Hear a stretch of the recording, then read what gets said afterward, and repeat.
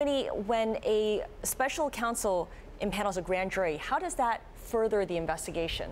So for the FBI to conduct an inquiry, there are certain things they can do on their own. But in order to gather documents and collect information, they need a grand jury to issue subpoenas for a lot of it. And so that's what this is confirming to us, is that they're now trying to gather information, and they need to have at least impaneled a grand jury to issue the request for that information. And the report suggests that this has been working in recent weeks, so it's already been working together. How long typically would this grand jury be working for before we get any kind of results? Because as you suggested, this is information gathering still. Right. We don't know how early this is. We don't even know if there's been testimony yet, right? All we know is that they've now said we were seeking information. We don't know if anyone's gone before the grand jury.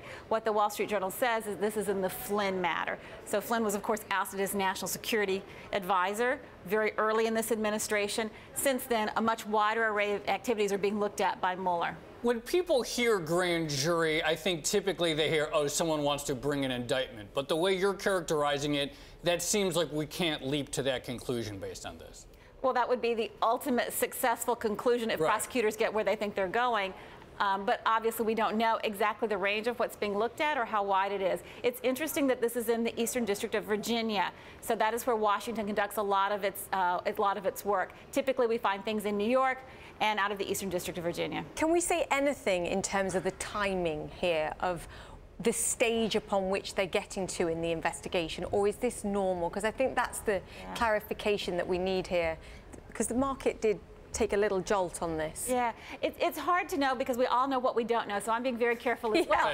But this is more serious. Obviously, you don't impanel a grand jury if you think there's nothing to be investigating. Right. Okay. That's the takeaway from it. Okay, so there's something there, or there could be something there. Clearly, prosecutors see something of concern, and they're seeking information, and they're taking the next step to gather that. The thing is, grand jury matters are typically secret, right? I mean, this is not supposed to be things that we know about. Actually, it's not quite like that, to tell you the truth. People get a little confused.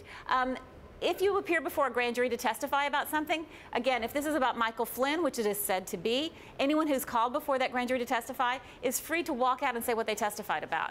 But the people who are involved in the proceedings are not supposed to be discussing, and that's to protect this person later in case there's a trial. And when you said, again, we don't know whether or not testimonies are being taken at this stage, where in this process does that come? Is that at the early stages, again, where you're just trying to gather information and you decide whether or not there's something to actually prosecute? So we're going to have to spend a lot more time trying to run this down. All we know is that indeed there's a grand jury. That tells us that things are heating up. They're collecting more information. They need more, and they need the help of them to get it done. Okay, they've entered a new stage of information gathering. Right, and what we don't know is how wide or how broad of an area of inquiry this is right now. All right.